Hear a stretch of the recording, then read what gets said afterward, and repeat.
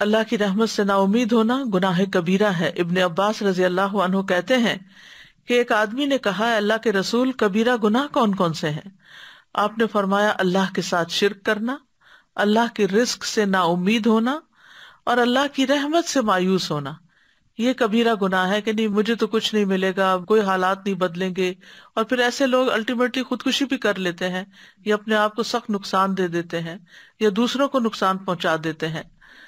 ابن عطیہ کہتے ہیں، اللہ کی رحمت سے مایوسی اور کسی مصیبت کے ختم ہو جانے سے مایوس ہونا کافروں کی صفت ہے، کیونکہ یہ یا تو اللہ کی ربوبیت کو جھٹلانا ہے یا اس میں اللہ تعالیٰ کی صفات سے جہالت ہے، یعنی وہ جانتا ہی نہیں کہ اللہ کون ہے۔ جو شخص اللہ کو پہچان لے وہ کبھی مایوس نہیں ہو سکتا، کیونکہ وہ جانتا ہے میرا ایک رب ہے جو مجھے ضرور معاف کر دے گا، کیونکہ معاف کرنا اس کو پسند ہے۔ اللہم انک عفو تحب العفو فاعف عنی۔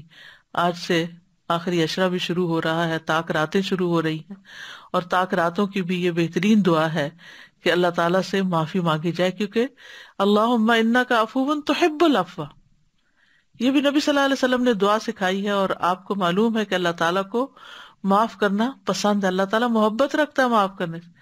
یعنی اللہ تعالیٰ نعوذ باللہ انسانوں کی طرح نہیں کہ جن سے کوئی معافی مانگے تو کہے معاف نہیں کروں گا، کبھی معاف نہیں کروں گا۔ اکثر لوگوں کے منہ سے یہ بات سنی جاتی ہے کہ کبھی نہیں چھوڑیں گے، کبھی نہیں معاف کریں گے۔